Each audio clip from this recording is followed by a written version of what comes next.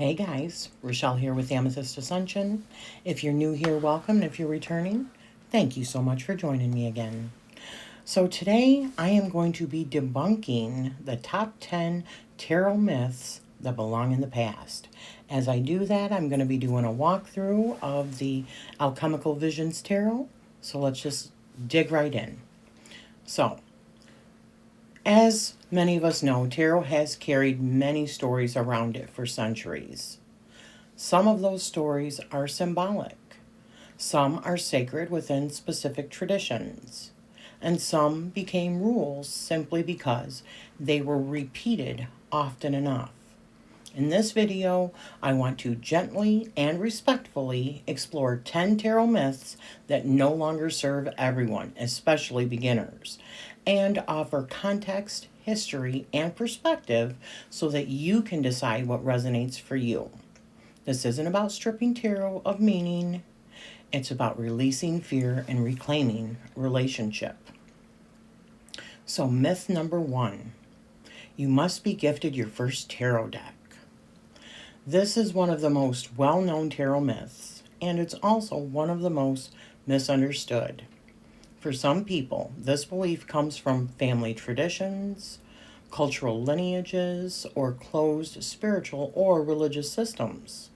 In those contexts, being gifted a deck may carry deep symbolic meaning, and those traditions deserve respect. However, that does not make it a universal rule. Tarot as a tool does not require permission unless a specific tradition chooses to structure it that way. Outside of closed systems, this belief often becomes a barrier, causing people to wait indefinitely for someone else to validate their interest. So historically, tarot decks were bought, they were traded, inherited, and even handmade. There was no global law requiring them to be gifted. If a deck calls to you and you choose it yourself, that is not disrespectful. It is an act of sovereignty. So what matters is intention and relationship, not how the deck entered your hands. So moving on to myth number 2. You should never modify or alter a tarot deck. This myth often comes from reverence, but it misunderstands tarot's history. Tarot decks have always been modified. Cards were hand-colored, borders were trimmed, meanings were written directly onto cards, damaged cards were repaired or replaced. The idea that tarot is too sacred to be touched misunderstands what makes it sacred in the first place. So a tarot deck is a working tool, not a fragile relic.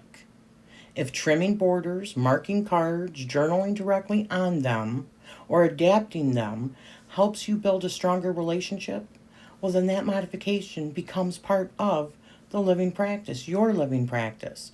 Sacred does not mean untouchable. Sacred means engaged with intention. So we've got myth number 3 now. You must be a psychic to read tarot.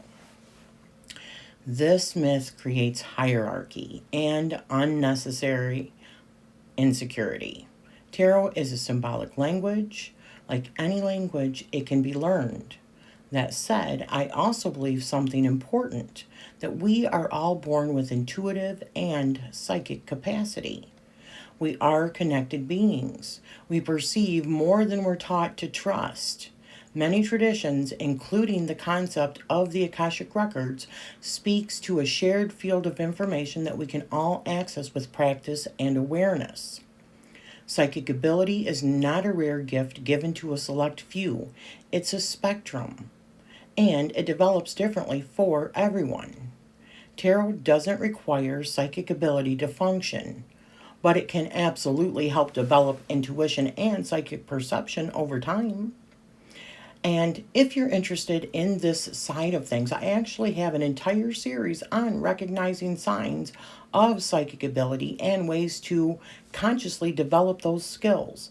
If I remember, I will put a link down below in the description for you, okay?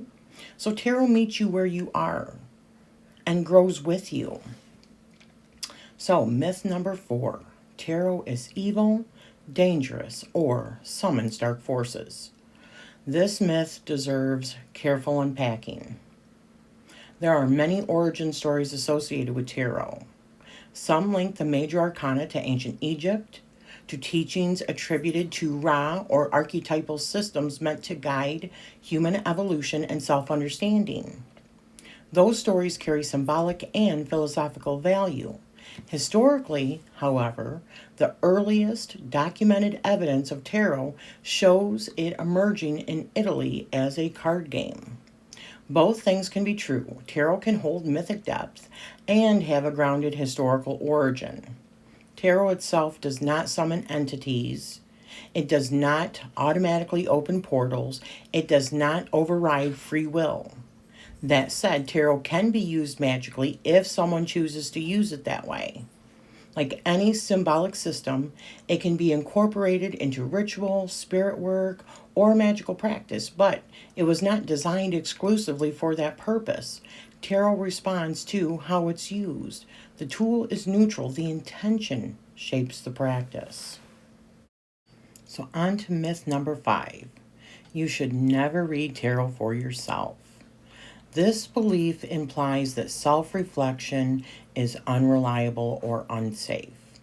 In my own practice, tarot is one of the most valuable tools for shadow work, for gently exploring parts of myself that need attention, compassion, or integration.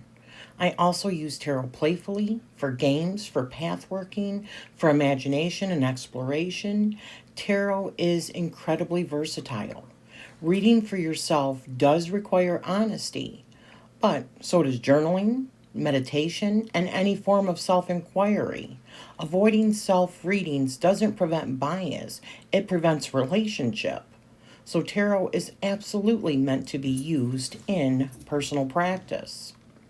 Myth number 6, you must cleanse your deck after every reading. This myth often turns tarot into a maintenance chore rather than a living relationship. Cleansing is a tool, not a rule. Some decks benefit from frequent cleaning or clearing. Others feel stable and grounded without it. Tarot does not automatically absorb negativity simply by being used. Awareness, intention, and energetic boundaries matter more than constant ritual. Cleansing should come from discernment, not fear. Myth number 7. Reversed cards are bad or negative. Reversals are not punishments or warnings of doom. They can indicate internal processing, delayed expression, redirection, or subtle energetic shifts, and they are completely optional. Some readers use them, some don't. Tarot adapts to the reader, not the other way around. Myth number 8. There is one correct way to read tarot.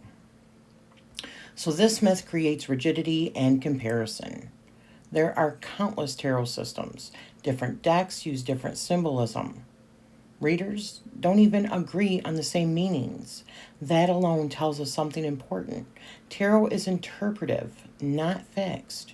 What matters isn't conformity, it's coherence. Does your system make sense to you? Does it remain consistent? Does it serve clarity rather than confusion? Tarot grows with the reader. So myth number 9. You must be initiated, certified, or trained to read tarot.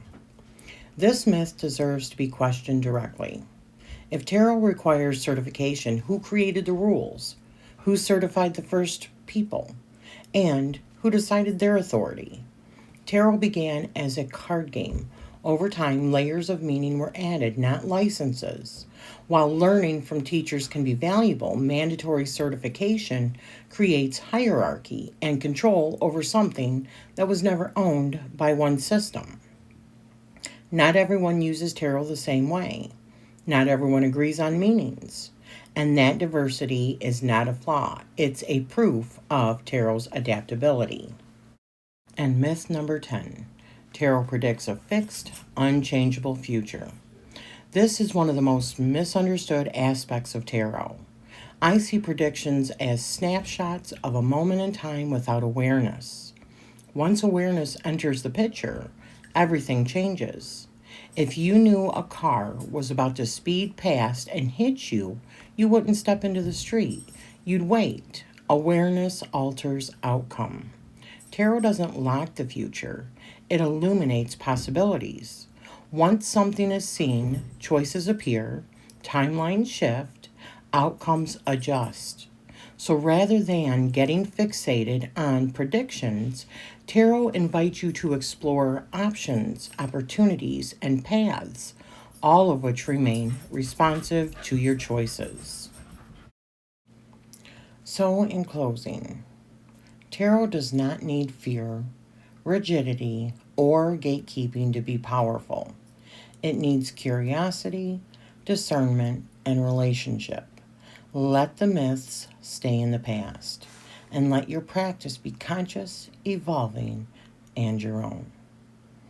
I want to thank you so much for taking this little journey into the myths with me, and I hope you have enjoyed the walkthrough of the Alchemical Visions Tarot. It is quite fantastic. So thank you for spending this time with me, and I am sending you love always. Please leave me a comment down below. What do you think about those 10 myths?